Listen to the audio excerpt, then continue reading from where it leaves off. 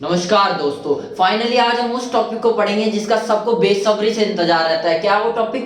Trigonometry. अब लोग अरे सर इससे तो और डर लगता है, तो यही डर तो खत्म करना है और पढ़ेंगे नहीं, सीखेंगे। आज क्या सीखेंगे हम? ट्रिग्नोमेट्री में हमें ये अब दिमाग में सीखेंगे बोलती अब क्या समझ में आएगा कि कोसेक साइन थीटा ये सब सीखना है। ये तो सीखना ही सीखना है, लेकिन ट्रिग्नोमेट्री का मतलब क्या है, इस वर्ड का मतलब क्या है वो तो पता होना चाहिए। कोई भी चीज पढ़ रहे हो तो उस वर्ड का मतलब क्या है, वो चीज क्या है वो तो पता होना चाहिए, तभी तो उसके बारे में पढ़ो तो मजा आएगा। और क्या पढ़ेंगे हम? और छोटे मोटे बस वही, वो आपने पढ़ा होगा लाल का बद्री प्रसाद, ऐसा कुछ फॉर्मूला पढ़ा होगा जो क्लियर नहीं हुआ होगा, वो चीजें क्लियर कर देंगे। और आपने पढ़ा होगा साइन 90, 9g 60, ये स्टैंडर्ड कुछ होते हैं वैल्यू, जैसे साइन 60 की वैल्यू होती है, 90 क्या होती है, तो ये याद नहीं रहती। उन चीजों को याद कैसे करेंगे, तो ट्रिक भी बताऊंगा और कैसे ये बने हैं, ये फॉर्मेशन कैसे हुई इन फॉर्मूले के, वो सब करवाऊंगा। और लास्ट में कुछ नहीं, बस इतना ही बताना चाहूंगा कि हाँ, कुछ चीज होती है जिसके शॉर्ट फॉर्म भी होते हैं, फुल फॉर्म भी होती है। जैसे ये टेंजेंट, टेन थीटा जो होता है उसे टेंजेंट कहते हैं, तो ये है क्या ये भी बताऊंगा।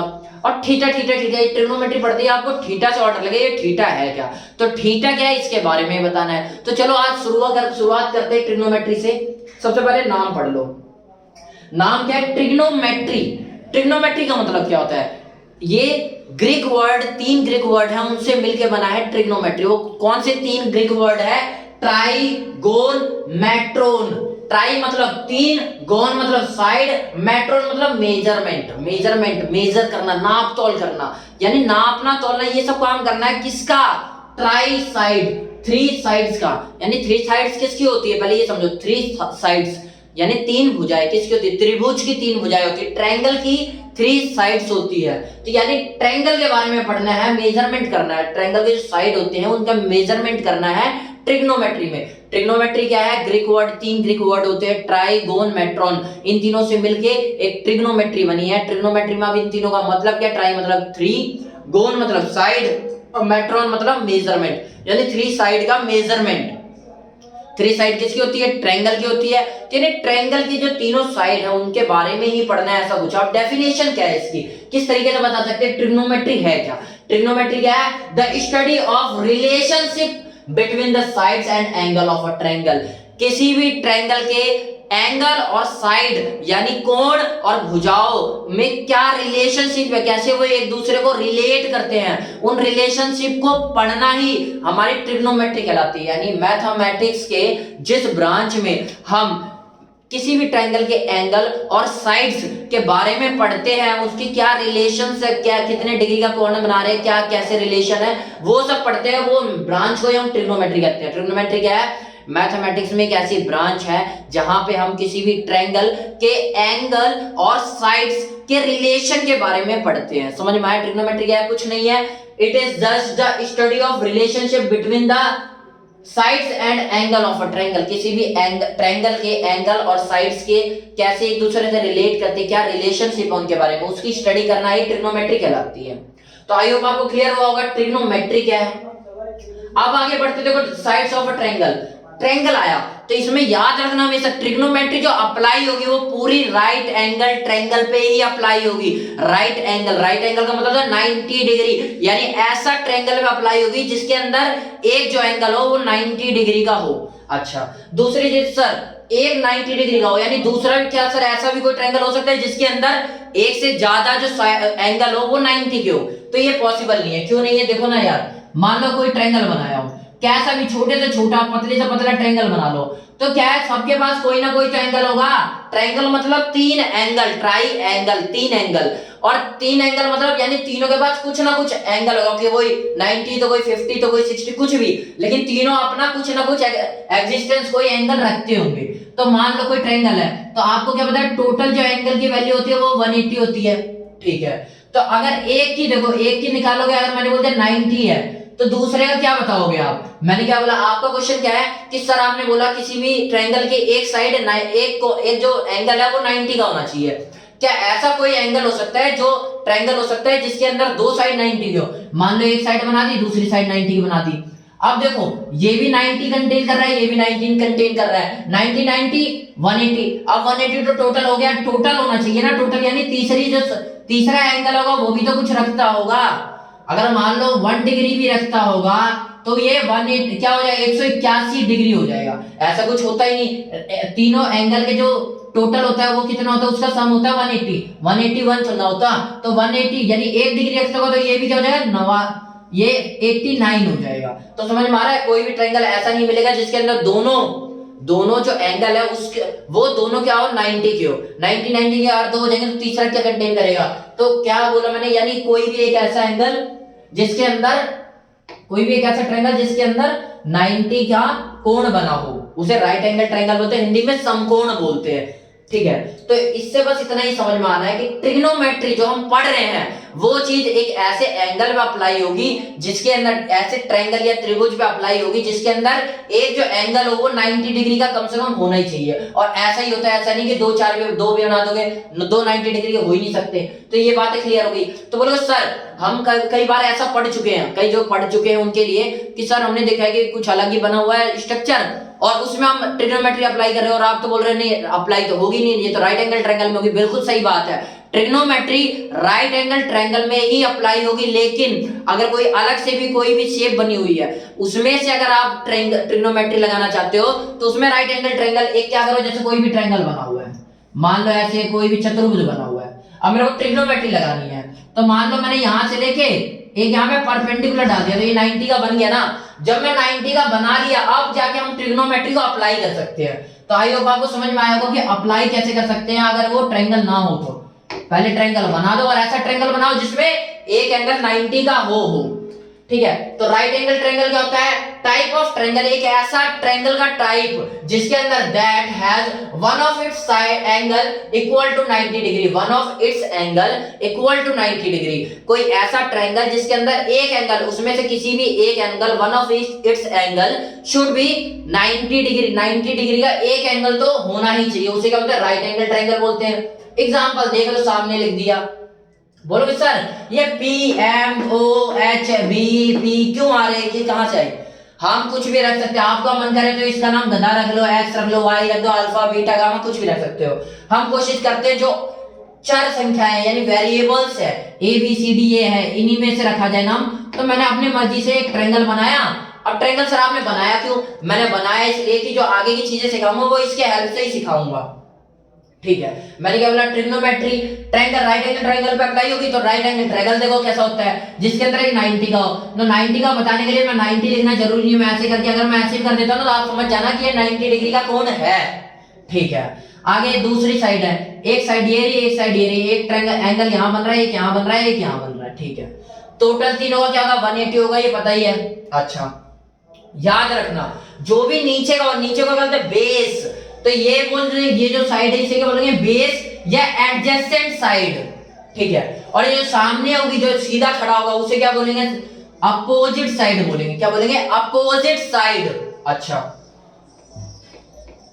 अपोजिट साइड से टच क्या कर रहा है, सटा हुआ क्या है, ये वाला ज्यादा सटा हुआ तो यही है ना पास में, तो इसीलिए जो एडजेसेंट साइड का, एडजेसेंट का मतलब होता है सटा हुआ, टच किया हुआ, बस थोड़ा सा ज्वाइन हो किसी से। तो एडजेसेंट साइड समझ में आया, इसे हमने एडजेसेंट साइड क्यों बोला, बी फॉर बेस। ठीक है, पी फॉर परपेंडिकुलर, परपेंडिकुलर जो ये लंब जाएगा, हिंदी में लंब बोलते हैं, इंग्लिश में परपेंडिकुलर, तो ये परपेंडिकुलर जाएगा, इसे अपोजिट साइड बोलेंगे। किसके अपोजिट है, ये बेस के अपोजिट साइड है।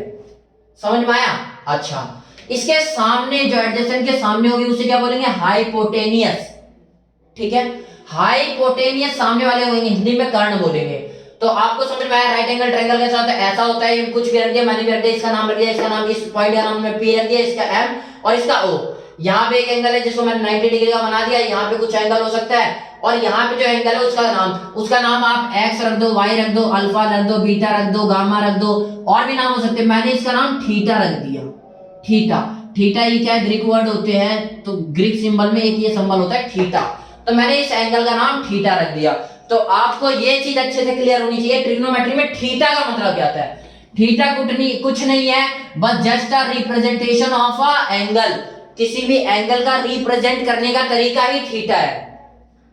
समझ में आया थीटा क्या है। मैंने बताया ट्रिग्नोमेट्री क्या होती है कि किसी भी ट्रायंगल के साइड्स और एंगल एंगल और साइड्स के में क्या रिलेशन उसे पढ़ने के लिए ट्रिग्नोमेट्री पढ़ा। ट्रिग्नोमेट्री कहाँ अप्लाई होती है, ये राइट एंगल ट्रायंगल पे अप्लाई होती है। राइट एंगल ट्रायंगल कैसा है, ऐसा होता है, दिखा दिया मैंने, जिसमें एक तो 90 डिग्री का कोण बनना ही चाहिए, ठीक है। जो सामने वाली है ये अपोजिट साइड है, तो ये क्या है, इससे सटी हुई है, इसलिए एडजेसेंट साइड बोला जाता है। अच्छा सर आप एक ही से नाम क्यों बता रहे हो, नाम बता के क्या मिलेगा, कई जगह पे सवालों में ही ये साइड देके पूछ लिया जाता है, अपोजिट साइड, तो आपको दिमाग में रख लेना परपेंडिकुलर को अपोजिट साइड कहते हैं। 99% केसेस में यही मिलना है, ठीक है। आगे बढ़ते हैं, मैंने बोला ये एच का मतलब क्या है, सामने ये वाली जो सबसे लंबी भुजा है उसे एच बोलते हैं। एच का मतलब है हाइपोटेनियस। अच्छा एक चीज और रख लो, बहुत अच्छी है याद करने को, जो ये एच का स्क्वायर होता है, ये जो बड़ी वाली साइड का स्क्वायर होता है, अगर मैं इस बड़ी वाली साइड को नहीं, इस बड़ी वाली साइड का स्क्वायर कर दूं, तो ये जो नीचे वाली जो दो साइड बच गई, कौन कौन सी, एक तो बेस बच गया और एक ये परपेंडिकुलर बच गया, इन दोनों का भी स्क्वायर कर दूं तो वो बड़ी वाली साइड के स्क्वायर के बराबर आता है। ये बहुत ही इंपॉर्टेंट फॉर्मूला है जो आपने बेसिक बचपन से पढ़ते आ रहे होगे, नहीं पढ़ा तो आज पढ़ लो और याद करके रख लेना, ये हर जगह काम आता है। क्या बोला मैंने, राइट एंगल ट्रायंगल में जो ये बड़ी साइड है ये दोनों साइड के स्क्वायर के बराबर है, इसके स्क्वायर की साइड हो गई, समझा। अगर मैं इस साइड को लेके स्क्वायर कर दूं इसका और इसका स्क्वायर करके जोड़ दूं तो इस साइड के बराबर आएगा, ये चीज को रिप्रेजेंट करना है, ठीक है। अच्छा H4 यहाँ पे हाइपोटेनियस, हिंदी वाले बच्चे इसे कर्ण बोल देते हैं, का बोल देते हैं, के बोल देते हैं। वैसे बी फॉर बेस, बेसिक बोलते ना, बेसिक, उसी तरह बेस नीचे का, हिंदी वाले बच्चे इसे आधार बोल देते हैं हिंदी में, और शॉर्ट में ए बोल देते हैं, आ फॉर ए, समझ रहे हो, आधार।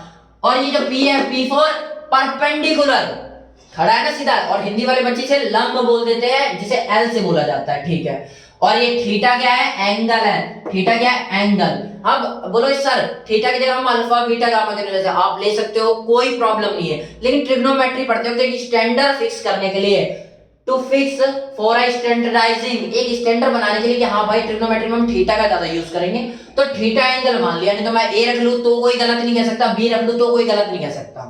अच्छा तो समझा हमने, इसे हमने थीटा एंगल मान लिया। अब देखो कुछ चीज पढ़ा रहा हूँ, वो टेबल है, बहुत इंपॉर्टेंट टेबल है, तो उसे ध्यान से रट लेना, याद कर लेना, बहुत और काम किया, लॉजिकल टेबल है, ऐसे नहीं कि कुछ भी बता दिया मैंने। देखो हिंदी वाले बच्चे पहले रट लो, लाल कक्का, ये हिंदी वाले बच्चे रट लो। इंग्लिश वाले क्या रटेंगे, पंडित बद्री प्रसाद हर हर भोले, क्या रटेंगे, हिंदी वाले रटेंगे लाल कक्का और इंग्लिश वाले रटेंगे पंडित बद्री प्रसाद हर हर भोले। अब एक सीरीज है जो चीज याद करना है वो याद कर लो, कौन सी सीरीज है, sine cos tan cosec sec cot, sine cos tan cosec sec cot, sine cos tan cosec sec cot, इतना याद हो गया, अच्छे से याद कर लो। अब इसे अप्लाई करना सीखते हैं। अप्लाई करना कोई बड़ी बात नहीं है, देखो क्या करना है, कुछ नहीं है, कुछ नहीं मिटा रहा, बस यही है, बिल्कुल सेम, आप स्क्रीनशॉट ले लेना। जैसे मैंने बोला साइन की वैल्यू, तो साइन की वैल्यू बताना है, तो आप क्या बोलोगे, हिंदी वाला बच्चा बोलेगा पहले साइन है, ये रहा, इसके पास है एल बट्टा के, यानी लंब बट्टा कर्ण, और इंग्लिश वाला क्या बोल देगा इसी को, इंग्लिश वाला बोलेगा पी बट्टा H, perpendicular upon hypotenuse, English वाला बोल देगा ये साइन का फॉर्मूला बोलेगा। किसी ने बोला साइन थीटा क्या है, तो बोलेगा लंब बट्टा कर्ण, इंग्लिश वाला बोलेगा परपेंडिकुलर अपॉन हाइपोटेनियस। साइन को पूरा क्या नाम देते हैं, साइन का पूरा नाम है साइन थीटा, ऐसे ई और लग जाएगा, बस ये पूरा नाम छोटा नाम से कुछ फर्क नहीं पड़ता, हमें याद यही करना है, याद भी यही रहना है, यूज भी इसी में आना है। तो देखो वही तो लिखा है मैंने, साइन बराबर, देखो वही चीज लिखा है जो यहाँ पे पढ़ा दिया ना मैंने, वही चीज ऐसे बड़े में लिख के दिखा दिया, तो ये डर ना लगे इसलिए ऐसे शॉर्ट में बता दिया, और ये याद रखने वाली चीज भी है। देखो साइन बराबर मैंने क्या बताया, perpendicular upon hypotenuse, perpendicular upon hypotenuse, perpendicular क्या है, इस ट्रायंगल में खड़ा है, जो सामने खड़ा है इसे परपेंडिकुलर बोलते हैं, तो परपेंडिकुलर क्या है, पी एम या एम पी, कुछ भी बोल सकते हो आप, दोनों में से एक नाम रख लो, तो मैंने रख लिया पी एम, ठीक है।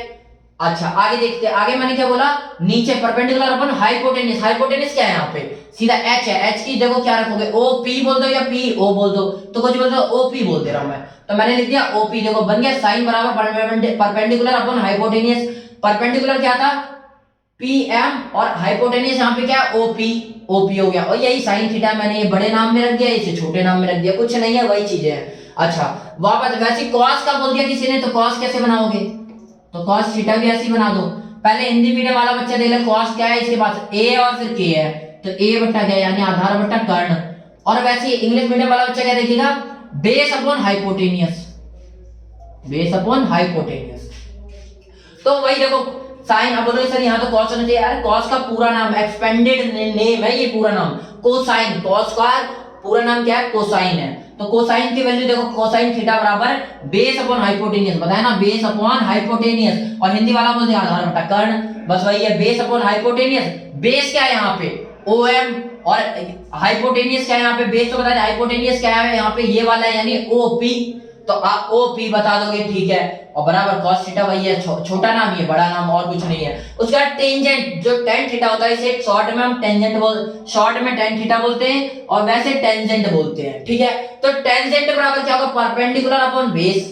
कहां से आया देखो tan थीटा ये रहा, tan थीटा बराबर परपेंडिकुलर अपॉन बेस, लंब बटा आधार, कुछ भी इसी तरीके से आप बोल सकते हो, परपेंडिकुलर अपॉन बेस, समझ में आया, परपेंडिकुलर अपॉन बेस, यहां से tan थीटा बराबर परपेंडिकुलर अपॉन बेस। तो भाई क्या परपेंडिकुलर क्या है यहाँ पे, ये खड़ा जो है ये खड़ा क्या PM, और बेस क्या है यहाँ पे ये OM।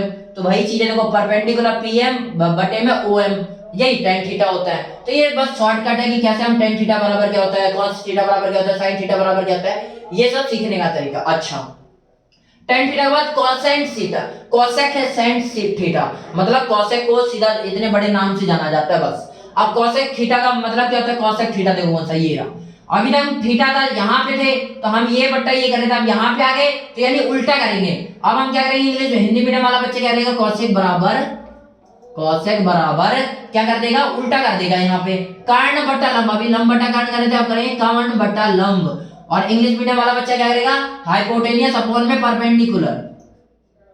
तो वही चीज तो लिखा हुआ देखो cosec बराबर हाइपोटेनियस अपॉन में परपेंडिकुलर, हाइपोटेनियस क्या है यहाँ पे OP है, परपेंडिकुलर क्या है PM है, तो OP बटा PM बराबर cosec होता है। तो ये फॉर्मूले याद हो जाएंगे अगर आपने ये टेबल याद कर लिया, कोई बड़ी खास बात नहीं है। उसके बाद आता है सेकंड में, यानी sec थीटा को सेकंड थीटा बोल देते हैं बड़े नाम से, ठीक है। अब sec थीटा बराबर क्या होगा देखो यहीं से देख के आप समझ जाओगे, कर्ण बट्टा आधार, हिंदी मीडियम वाला तो ये बोलेगा कर्ण बट्टा आधार, इंग्लिश मीडियम वाला क्या बोलेगा हाइपोटेनियस अपॉन में बेस, तो यही काम हो रखा है हाइपोटेनियस अपॉन में बेस, ठीक है। हिंदी इंग्लिश मीडियम वाला क्या बोलेगा हाइपोटेनियस अपॉन में बेस। अब फिर देख लो हाइपोटेनियस क्या है यहाँ पे OP, बेस क्या है यहाँ पे OM, तो वही चीज है यहाँ पे OP अपॉन में OM बराबर sec थीटा होता है। बस यही छोटे छोटे फॉर्मूले कहां से आ रहे हैं, यही बस छोटे से टेबल से आ रहे हैं, तो टेबल अच्छे से याद रख लेनी है। आई होप आपको क्लियर हुआ होगा, बातों को ध्यान से सुनो, ये बेसिक चीज है जो आप आज तक आप पढ़ते आ रहे हो, नई चीजें नहीं है। अच्छा उसके बाद सेकंड के बाद आता है कॉटेंजेंट, यानी कॉट थीटा को हम कॉटेंजेंट बोलते हैं, कॉटेंजेंट थीटा। तो अब ये क्या था कॉट थीटा मतलब हिंदी मीडियम वाला बोलेगा आधार बटा लंब, और इंग्लिश मीडियम वाला क्या बोलेगा बेस अपॉन में परपेंडिकुलर, तो बेस अपॉन में परपेंडिकुलर। अब देखो बेस क्या है यहाँ पे, बेस क्या है ये वाला OM है, और परपेंडिकुलर क्या है यहाँ पे PM है, तो OM बटा PM बराबर कॉट थीटा। तो आपको ये फॉर्मूले याद करने के लिए टेबल याद कर लेना, बस आपको फॉर्मूले अपने आप याद हो जाएंगे। अच्छा उसके बाद एक FTR होता है जिसको हाइप बना रखी है बहुत लोगों ने कि भाई FTR क्या होता है, कोई पूछ लेता है, कुछ नहीं है, बहुत छोटी सी चीज है, बस लोगों ने इसे हाइप बना रखी है, कुछ नहीं है। क्या है FTR, फंडामेंटल ट्रिग्नोमेट्रिक रिलेशंस, कुछ फंडामेंटल ट्रिग्नोमेट्रिक फॉर्मूले हैं उसी को FTR बोल दिया जाता है। कौन से है वो, ये 3-4 है, देख लो याद रखना। tan थीटा जो होता है वो sin थीटा अपॉन में cos थीटा होता है, याद रखना tan थीटा जो होता है वो sin थीटा अपॉन में cos थीटा होता है, और जो tan थीटा होता है वो cot थीटा का उल्टा होता है। tan थीटा जो है ये cot थीटा का उल्टा है, तो अगर ये उल्टा है तो cot थीटा की वैल्यू क्या आ जाएगी, अभी tan थीटा का वैल्यू हमने क्या बताया sin थीटा अपॉन में cos थीटा, लेकिन वहीं पे मैंने बोल दिया cot थीटा जो कि tan थीटा का उल्टा है, तो tan थीटा के बराबर क्या था sin अपॉन cos थीटा, तो उसका उल्टा हो जाएगा cos थीटा अपॉन में sin थीटा। तो वही चीज लिखी हुई देखो tan थीटा बराबर sin theta upon cos theta, और इसे इंटरचेंज कर दिया cot में बदलेंगे जब, तो cot क्या tan का उल्टा है तो इसका उल्टा है, मतलब इसका भी उल्टा होगा, तो उल्टा कर दो ना cos थीटा अपॉन में sin थीटा, बस ऊपर नीचे आ गई है, ध्यान से देखते चलो, ठीक है। उसके बाद एक और नया formula sin square theta plus cos square theta is equal to 1 होता है। Sine square theta plus cos square theta is equal to 1 होता है। अगर इन दोनों का स्क्वायर थीटा कर देंगे तो 1 होता है। तो कई बच्चे लोग कहां गलती करते हैं, गलती करते हैं साइन थीटा स्क्वायर कर देते हैं, ये गलत है। क्या आएगा, साइन का स्क्वायर थीटा, ये साइन स्क्वायर थीटा, बीच में स्क्वायर आएगा, यहां नहीं आएगा। तो ये छोटी सी गलती है लेकिन बड़ी हो जाती है, इसीलिए याद रखना है, इस तरीके से करना है। ठीक है भाई, तो क्या याद रखना है यहाँ पे, sine square theta, sine theta square नहीं, sine square theta plus cos square theta बराबर 1 होता है। ठीक है, दूसरा क्या पढ़ना हमें, tan स्क्वायर थीटा प्लस 1 बराबर sec स्क्वायर थीटा होता है। सर ये पहला तो याद हो गया, दूसरा याद नहीं हो रहा। ये होता है बच्चों के साथ कि पहला याद हो जा रहा है, दूसरा नहीं हो रहा। तो दूसरा देखो भाई, टेबल की मदद से याद करो, tan स्क्वायर थीटा ये रहा प्लस 1 ये रहा। तो प्लस 1, अगर इसके बाद प्लस 1 कर दिया तो दूसरे नंबर पे आएगा sec स्क्वायर थीटा। तो वही चीज है, tan स्क्वायर थीटा प्लस 1 बराबर sec स्क्वायर थीटा। याद करेंगे, देखो cos tan square theta plus 1, तो क्या आएगा, अगर इन दोनों को प्लस कर देंगे तो ये नहीं आ जाएगा आगे वाला, तो sec स्क्वायर थीटा। ये जस्ट याद रखने का तरीका है, tan स्क्वायर थीटा प्लस 1 बराबर sec स्क्वायर थीटा होता है। ठीक है, आगे दूसरा देखो, cot स्क्वायर थीटा प्लस 1 बराबर cosec स्क्वायर थीटा। सर ये भी अप्लाई हो सकता है, इसी तरह बिल्कुल हो सकता है। देखो cot स्क्वायर थीटा प्लस 1, इन दोनों को प्लस कर दिया तो ये आ जाएगा आगे वाला cosec स्क्वायर थीटा। तो वही जो लिखा है cot स्क्वायर थीटा प्लस 1 बराबर cosec स्क्वायर थीटा, यही तो आ रहा है। तो ये फॉर्मूला और याद कर लेना है। और छोटी सी देखो, ये ऊपर नीचे दिख रहा है तो वही चीज लेके रखिएगा, cosec बराबर, तो इसका उल्टा जाएगा 1 बाय sin थीटा, तो यही है ना, cosec बराबर 1 बाय sin थीटा। sec बराबर, तो ये cos का cot थीटा cos थीटा का उल्टा हो जाएगा, तो cosec बराबर, यानी cosec का तो हो गया अब sec थीटा बराबर cos 1 बाय cos थीटा। अच्छा, वैसे cot थीटा बोलना है तो ये tan का उल्टा हो जाएगा, तो cot थीटा बराबर 1 बाय tan थीटा। बस उल्टा कर देना 1 लगा लगा के। और ऐसे में और पूछना चाहूं तो आप बता सकते हो, बिल्कुल बता सकते हो। मैंने पूछा जैसे sin थीटा, तो आपने बेसिक मैथ पढ़ी होगी, आगे पीछे चला जाएगा। 1 बाय, यहां से ले लो ना, sin थीटा इसका cosec का उल्टा होगा, तो 1 by cosec theta, cosec theta. ऐसे मैंने बोला sec थीटा, तो आप इसे भी कर सकते हो, क्या 1 बाय sec थीटा, sec से cos का उल्टा 1 बाय cos थीटा आ जाएगा। ठीक है, ऐसे sec थीटा, और इसे उल्टा करना तो ऐसे ही कर सकते ना, यानी चेंज हो सकता है आपस में, यहां चला गया cos और यहां चला गया sec थीटा, तो ये जस्ट अपोजिट है एक दूसरे के एंगल के। तो ये चीजें आपको याद रखनी है। अब लोग सर ये वाली मुझे लिखवा दो, अरे ये थिंग याद रख लोगे जो इसका उल्टा नहीं कर सकते, आप बिल्कुल कर सकते हो। तो इसी को FTR बोला जाता है, फंडामेंटल ट्रिग्नोमेट्रिक रिलेशन। फंडामेंटल मतलब होता है बेसिक, जो बेसिक है, ये सारे बेसिक और क्या बहुत हाई फाई सुनना है चीजें। तो आई होप आपको इतनी पोर्शन समझ में आया हो, ट्रिग्नोमेट्री है क्या, उसकी डेफिनेशन, फिर हमने ट्रिग्नोमेट्री कहाँ अप्लाई हो रही है, तो वहां पे ये हमने साइन कॉस टेन ये सब क्या है, ये साइड को रिप्रेजेंट करने के तरीके हैं कि उनके बीच रिलेशन क्या चल रहा है। जैसे यहाँ पे बोला साइन तो परपेंडिकुलर अपॉन हाइपोटेनियस होता है, परपेंडिकुलर अपॉन हाइपोटेनियस, यानी इन दोनों साइड के रिलेशन के बारे में बता रहा है साइन थीटा। तो समझ में आया होगा ये सब चीजें क्या। फिर FTR बता दिया, फंडामेंटल ट्रिग्नोमेट्रिक रिलेशन। उसके बाद हम पढ़ते हैं, सर हमने पढ़ रखा है बहुत सारा कि cos 30 की वैल्यू, cos 60 की वैल्यू, cos 90 की वैल्यू, तो ये सारा कैसे निकालते हैं। पहले आप सीखो होता क्या है, values of trigonometrical ratio of some standard angle. कुछ स्टैंडर्ड एंगल होते हैं, स्टैंडर्ड एंगल मतलब जो हर जगह अलग अलग काम आ ही रहे होते हैं, 0 degree, 30 degree, 45 degree, 60 degree, 90 degree. अच्छा, तो उसके ट्रिग्नोमेट्रिकल रेशियो में अगर कोई एंगल इतने का बना रहा है, जैसे साइन थीटा है, तो साइन थीटा में थीटा अगर 0 है, 0 डिग्री पर है, तो कितनी वैल्यू होगी। अगर साइन थीटा में थीटा 30 डिग्री का कोण बना रहा है तो 1/2 वैल्यू होगी। ऐसी अगर 45 डिग्री का बना रहा है तो कितने की होगी, 1/√2 की होगी। अगर 60 डिग्री थीटा बना रहा है साइन में तो 1/√3/2 होगी, और 90 डिग्री बना है तो 1 होगी। ऐसी cos होगा तो 1/√3/2। सब बोलोगे ये तो बहुत सारा है, याद कैसे करेंगे। तो उसी के लिए कुछ ट्रिक सिखाऊंगा मैं आप लोगों को। उससे पहले आप एक फंडामेंटल छोटी सी चीज है उसे क्लियर कर दो।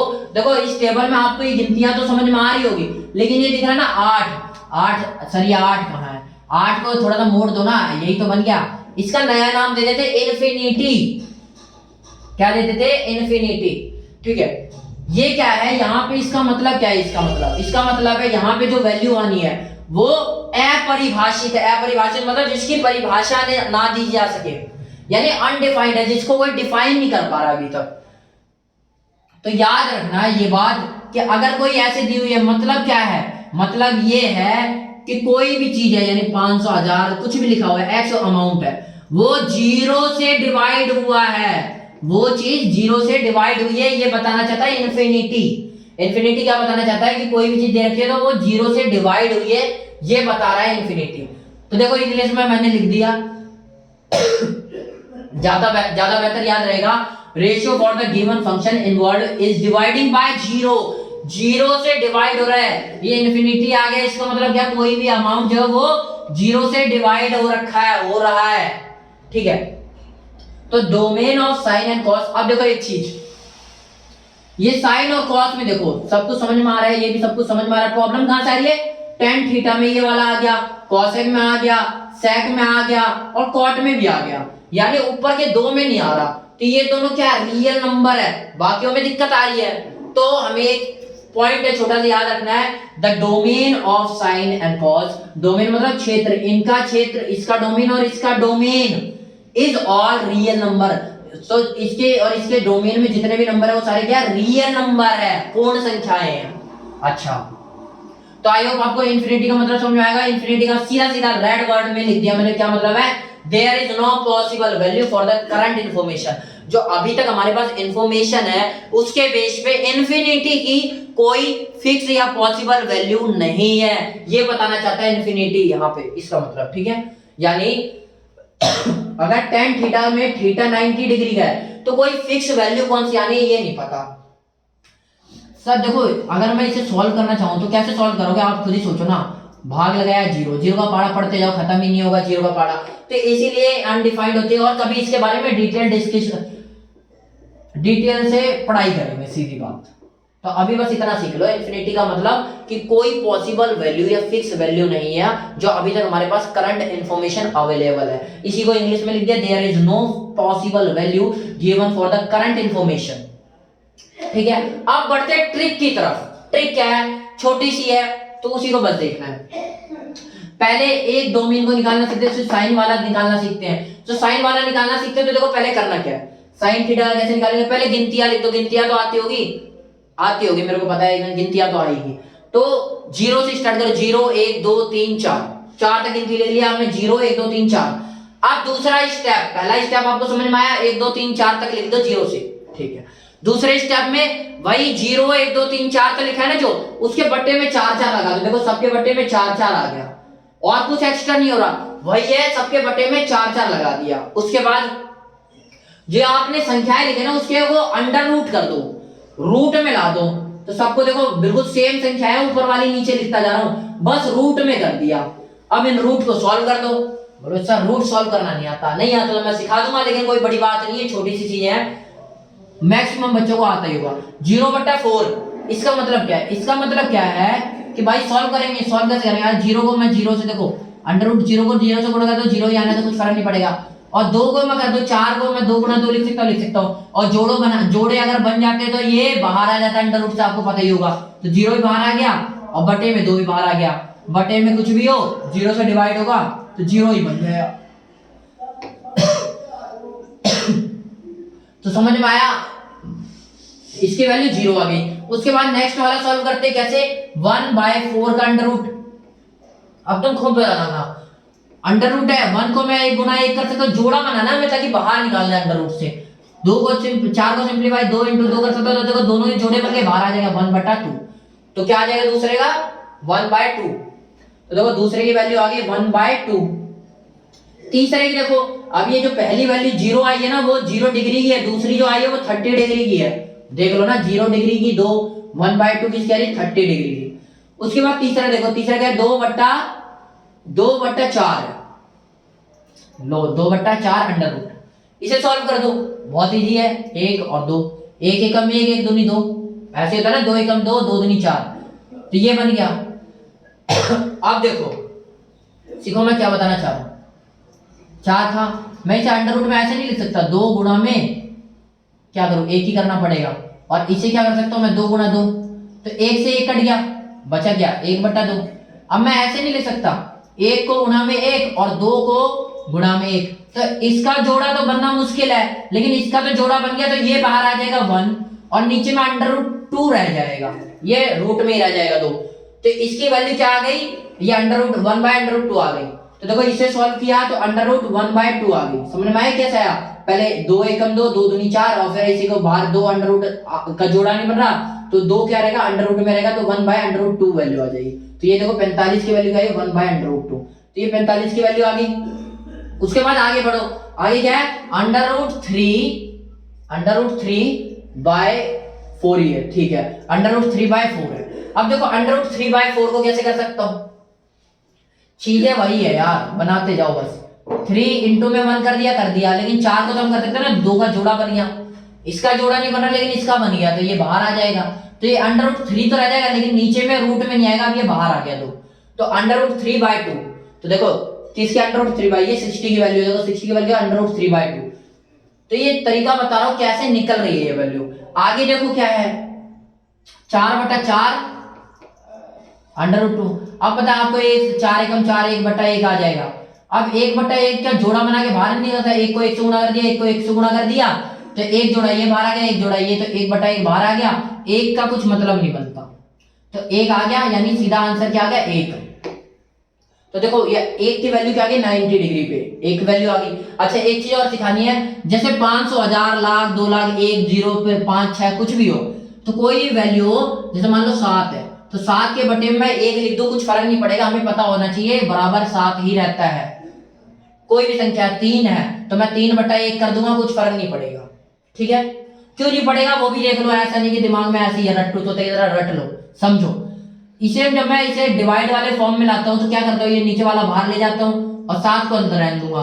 अब गिनती जोड़ो, वही पहाड़े पढ़ो, 1 के पहाड़े में 7 कितनी बार में आएगा 7 बार में, कट गया। आंसर तो देखो सेम आ रहा है वापस, इसीलिए हम किसी भी चीज के नीचे 1 लिख सकते हैं, कुछ फर्क नहीं पड़ता, ठीक है। ओके तो आई होप आपको ये साइन का जो डोमेन है इसमें जो वैल्यूज आ रही है उनसे वो चीजें आपको समझ में आई है कहां से आ रही है। उसके बाद आगे बढ़ते हैं, कॉस का निकालते हैं। कॉस का बिल्कुल सिंपल है, साइन के मुकाबले बहुत ही ज्यादा सिंपल है। क्या करना है आपको, कुछ नहीं करना, जो वैल्यू इधर दी होगी उसे इधर ला दो सबसे कोने में, जो इधर कोने में सबसे इधर कोने में ला दो। यहाँ दूसरे नंबर पे तो उधर से भी लास्ट में दूसरे नंबर पे कर दो, इधर पे अगर दूसरे नंबर पे तो उधर लाके दूसरे नंबर पे कर दो, और बीच वाले को बीच पे रह दो। तो वही चीज ध्यान से देखो, वही हो रहा है। 0 सबसे कोने में था इधर ला दिया, 1 सबसे कोने में था इधर ला दिया, और ये बीच वाले को बीच के रहने, इधर वाले को इधर ला दिया, इधर वाले को इधर ला दिया। क्या किया, 0 को इधर था इधर उठा लाया, 1 इधर था 1 इधर उठा लाया, 1/2 इधर था 1/2 इस साइड उठा लाया, और अंडर रूट 3/2 इधर था तो इधर अंडर रूट 3/2 को इधर उठा लाया, और जो बीच का बचा उसे बीच में ही रख दिया। हो गया बहुत सिंपल, बस साइन में थोड़ी दिक्कत आई। उसके बाद कॉस में बिल्कुल सिंपल है, बस इसको इधर लाओ, इसको इधर लाओ, इसको इधर लाओ, इसको इधर लाओ, बीच वाले को बीच में रख दो। तो ये दो वैल्यूज तो आपको समझ में आया कैसे निकल जाएंगी। अब tan थीटा कैसे निकालें। tan थीटा के लिए मैंने अभी आपको पढ़ाया था ये वाला फॉर्मूला, sin थीटा अपॉन में cos थीटा। तो tan थीटा क्या होगा, बराबर sin थीटा अपॉन में cos थीटा। तो हमें दो की तो value sin theta cos theta की मिली गई है, tan थीटा निकल जाएगा। कैसे निकलेगा, डिवाइड करके sin थीटा अपॉन में cos थीटा। तो sin थीटा क्या है यहाँ पे 0, लो बाय 0, cos थीटा क्या है यहाँ पे 1, तो 0 के बटे मैंने बोला किसी के भी नीचे 1 रख दो, कुछ फर्क नहीं पड़ता, आंसर ही क्या आएगा 0 आना है। तो देखो इन दोनों में डिवाइड किया तो आंसर 0 आ गया। वैसे ही दूसरा sin थीटा अपॉन में cos थीटा, फिर कर देंगे sin थीटा क्या है 1/2, 1/2, और cos थीटा क्या है √3/2। अब देखो ये होगा क्या, इन दोनों में डिवाइड करना है, तो आपको पता है डिवाइड करते वक्त जब ये ऊपर जाता है तो क्या होता है, उल्टा हो जाता है। तो उल्टा हो जाएगा यानी 2/√3, यही तो हो जाएगा। 2 से 2 कट गया, बचा क्या 1/√3। तो अब देखो sin थीटा में अब इसकी वैल्यू बन रहा है √3 आ गई। समझ में आया, कुछ नहीं बस डिवाइड कर दो, ये जो फॉर्मूला है इसी को अप्लाई कर दो। 0 डिग्री पे क्या गया 1/0, 1 की कोई वैल्यू अगर नीचे 1 लिखा हो तो उसकी कोई वैल्यू नहीं होती, इसलिए 0 आ गया आंसर। दूसरी बार मैंने 30 डिग्री पे 1/2 बटा √3/2, तो √3/2 इसे सॉल्व किया तो ये उल्टा गया तो क्या आ जाएगा, ऊपर 2 आ जाएगा, 2 से 2 कट गया, बचा गया 1/√3, √3 आ गया ये, और यही था आंसर। देखो tan थीटा का दूसरा क्या 1/√3। अब देखो ये सेम है, जब दोनों सेम है तो ये दोनों कट जाएंगे, बचेगा क्या 1, तो 45 का भी आ गया 1, फिर उसके बाद आगे देखो, आगे इसका ये कैसे आया, ये भी इन दोनों को डिवाइड करके आया, तो अंडर रूट 3/2 बटा 1/2, तो क्या है अंडर रूट 3/2 बटा 1/2, यही तो किया है। अब इसे उल्टा कर देंगे तो अंडर रूट 3/2 को ऐसे लिख दिया, 1/2 उल्टा होके क्या हो जाएगा 2/1, तो 2/1 हो गया। अब 2 से 2 कैंसिल, तो बचा क्या अंडर रूट 3/1, 1 की कोई वैल्यू नहीं होती नीचे, तो अंडर रूट 3, तो देखो तीसरा आंसर क्या आ गया अंडर रूट 3। अब 1/0 लिखा हुआ है, ये कितनी होती है, मैंने बताया ना किसी के भी नीचे डिवाइडिंग बाय 0 हो तो इन्फिनिटी दे देती है, तो हम बिना सोचे समझे बोल देंगे भैया ये इन्फिनिटी है। ठीक है, इसकी कोई फिक्स वैल्यू नहीं है हमारे पास, जो अभी तक करंट इंफॉर्मेशन के बेस पे। उसके बाद कॉसेक थीटा, कॉसेक थीटा कैसे निकालेंगे, अभी तक हमने 3 डोमेन सीख लिए कि कैसे कैसे निकल रहा है, अब हम कॉसेक थीटा पढ़ेंगे। तो मैंने आपको बताया था ये इसका उल्टा होता है, ये इसका उल्टा होता है, ये इसका उल्टा होता है, तो वही काम करना है यहाँ पे, ये फॉर्मूलों का यूज करो, निकाल दो, यानी उल्टा कर दो, तो कर देते उल्टा। कॉसेक किसका उल्टा होगा, कॉसेक उल्टा होता है साइन थीटा का, तो कॉसेक यहाँ पे साइन थीटा को उल्टा है। जीरो का उल्टा क्या होता है, मैंने हमेशा बताया जीरो का उल्टा होता है इन्फिनिटी, इन्फिनिटी का उल्टा जीरो, तो जीरो का उल्टा इन्फिनिटी। 1/2 का उल्टा क्या हो जाएगा 2/1, 1/में होता कुछ फर्क नहीं पड़ता, तो 2 सीधा आंसर आ गया। उसके बाद 1/√2 हो तो उसे कैसे, उसका उल्टा क्या हो जाएगा, कॉसेक मतलब उल्टा करना है साइन का, तो इसका उल्टा √2 हो जाएगा आंसर में। देखते जाओ ध्यान से, टेबल देखो, टेबल आपको ज्यादा समझ में आएगा। उसके बाद √3/2 को उल्टा करो तो क्या हो जाएगा 2/√3, तो ये हो गया 2/√3। एक को उल्टा करो तो एक का उल्टा एक ही होता है, तो एक का उल्टा एक। अब बोलोगे सर एक का उल्टा एक कैसे होता है, देखो ना, एक के बट्टे में एक लिख दिया, वो उल्टा कर दिया इसको यहां ले गया, इसको यहां ले गया, तो 1/1 ही आया। एक नीचे का कोई मतलब नहीं होता, तो सीधा एक वैल्यू आ गई, समझ में आ रहा है, एक कहां से आया वापस।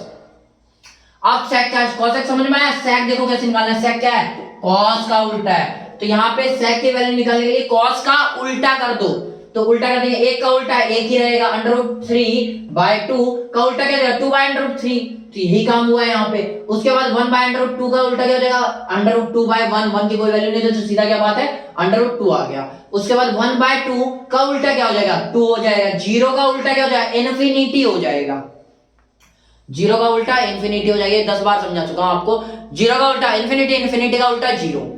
ठीक है, सेक भी समझ में आ गया होगा। आगे बढ़ते हैं, कोट, कोट कैसे निकालें, तो कोट किसका उल्टा है tan थीटा का, कॉट थीटा किसका उल्टा है tan थीटा का, तो देखो कॉट क्या है tan का उल्टा, तो जीरो का उल्टा क्या होता है, जीरो उल्टा अभी तो बताया था मैंने इन्फिनिटी, इन्फिनिटी का उल्टा जीरो, तो जीरो का उल्टा इन्फिनिटी आ गया।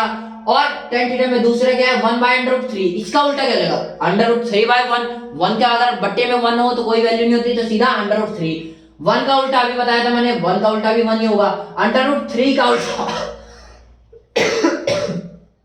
√3 का उल्टा, देखो छोटी छोटी कंफ्यूजन है, दूर करते चला करो, √3 का उल्टा, तो बटे में 1 होता है तो 1/√3। अब लोग सर एक की कोई वैल्यू नहीं थी √3, गलत है भाई, एक अगर नीचे लिखा हो तब कोई वैल्यू नहीं था, अगर ऊपर लिखा है और नीचे कुछ और लिखा है तो वैल्यू है एक की। ठीक है भाई, यही चीज समझाना चाह रहा था, तो समझ में आ गया होगा। आते हो वापस √3 का क्या हो जाएगा, अभी मैंने बताया 1/√3, और इंफिनिटी का उल्टा, तो अब खुद बताओ क्या होगा, जीरो, इंफिनिटी का उल्टा जीरो, जीरो का उल्टा इंफिनिटी, तो देखो इंफिनिटी का उल्टा जीरो आ गया। तो यही टेबल है जो बहुत कुछ करवा रही है, तो ध्यान से याद कर लेना। लाल कक्का पंडित बद्री प्रसाद हर हर बोले, लाल कक्का पंडित बद्री प्रसाद हर हर बोले।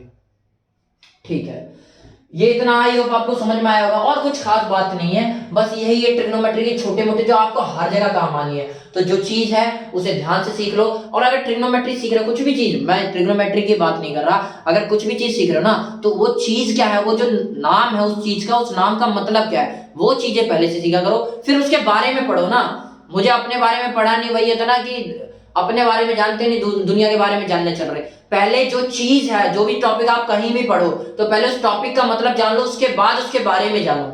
तो आई होप आपको बस आज के लिए बहुत है इतना, और जितना बताया सारा बेसिक है। ये मान लो अगर बेसिक्स पढ़ रहे हो और ये छोड़ दिया ना, तो ट्रिग्नोमेट्री का आप कहीं भी पढ़ लो, आपको इनके बिना काम चल ही नहीं सकता, ये 100% है। तो सीखना ही पड़ेगा, और बहुत सिंपल लैंग्वेज में सिखाया, तो धीरे धीरे देखना वीडियो, अपने आप समझ में आ जाएगा। नमस्कार।